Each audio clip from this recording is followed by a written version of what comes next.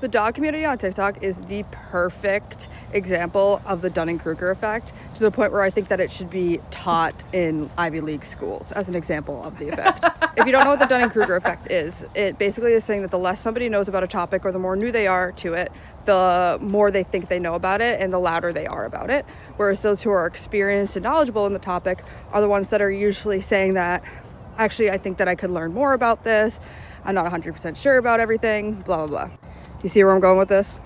It's just like all the time I see these slideshows on this app, and it's not necessarily wrong information, but it's also not right information. And it's always very loud and pretentious and pompous. And I go, and it's never a professional trainer. It's always some like 15 to 21-year-old who's on their first dog. And I'm like, yeah, that makes sense. And then those of us who are actual professional, knowledgeable trainers are not doing that because we're clocked in and like actually doing our jobs. Right. Okay. Oh, look at that. Look at this smirk. Look at this smirk right here. Where'd her name go? No, I completely agree. You are hilarious. And thank you for saying all that. That's 100% true. There's a lot of trainers that are just starting out, that are starting out by reading the basics. And when I say the basics, I mean the really outdated information that most people that are already training dogs know is extremely outdated. Right? Like we've already worked with the dogs. We've already learned what didn't work. And so it takes time.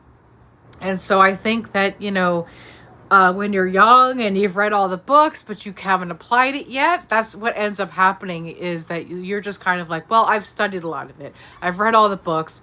But I think the world of dog training is not meant for academia. And I think that that's kind of the why things are amiss, if you will. I, for one, didn't learn from academia. I learned hands-on. So I think my experience is a little bit different from what you're describing, because I don't think I had a big ego. Maybe some people might disagree with me, but I just kind of learned hands-on from a bunch of awesome women who taught me the right ways of dog training, not the old school ways that are ridiculous and pathetic and they don't work. So when I really kind of started to get into it and, like you said, actually clock in and get the work done, I was fine. I wasn't really feeling overwhelmed or like going to TikTok and asking questions like, why isn't my method working? Not to say that I hadn't been stumped. There's been times where I felt like I was going to fail at whatever dog I was training, but usually that wasn't the case. Usually, even if I felt that way, it ended up coming through at the very last minute. There's one dog that I'm thinking of that had such a barking problem, and I just continued and kept going, and then it was like one day he just stopped barking, and it was, it was one of those things where I was convinced that this was going to be the one dog I failed, and I kept in touch with the owners. The owner says the dog doesn't bark nearly as much as he used to, so clearly the methods did work. But that's just one example of, I think if you are a trainer in the actual game and you're not just reading books, you're always going to have those moments of self-doubt.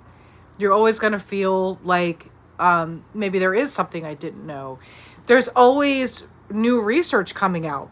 There's always things that I'm reading about and that I didn't know yesterday that might change how I train just even a little bit.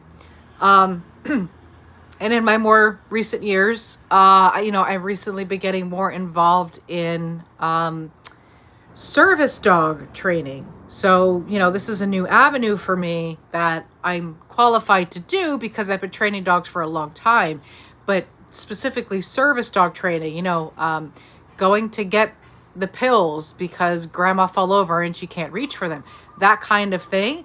That's a whole other avenue than just your sits and your downstays and, behavior modification and agility training. These are the things that I've done. And so I think I stayed humble because there's always a new avenue for me to go in.